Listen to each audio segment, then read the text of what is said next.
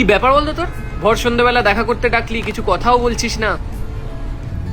তোর চাকরির কোনো ব্যবস্থা হলো? আরে ওই জন্যই তো ঘরে বসে পড়ছিলাম, তুই ডেকে নিলি হুট করে। কালকে দুটো ইন্টারভিউ আছে, হয়ে যাবে ঠিক। আর না হলে? না হলে আবার ইন্টারভিউ দেবো। দেখ আমি তো চেষ্টা করছি বল, আর এখনো তো সময় আছে আমাদের হাতে। নাকি নেই? বাড়ি থেকে বিয়ে ঠিক করেছে। আমি আর পাচ্ছিলাম না, জানিস তো, বাবা মার এই রোজ সম্বন্ধ হওয়ার কম্পিটিশনে আমি আমি হেরে গেলাম, তাই তো? তাই আজকের দেখা করাটা কম্পিটিশনে লাস্ট হওয়ার কনসোলেশন প্রাইজ।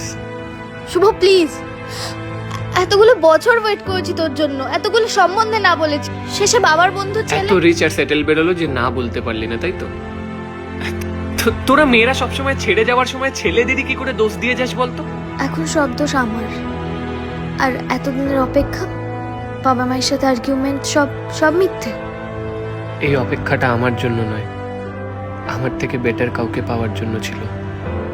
তাই তোর অপেক্ষা নয়, তোর ভালোবাসা মিথ্যে। ভালো থাক। আমি গাড়ি এনেছি, তোকে ছেড়ে দিই।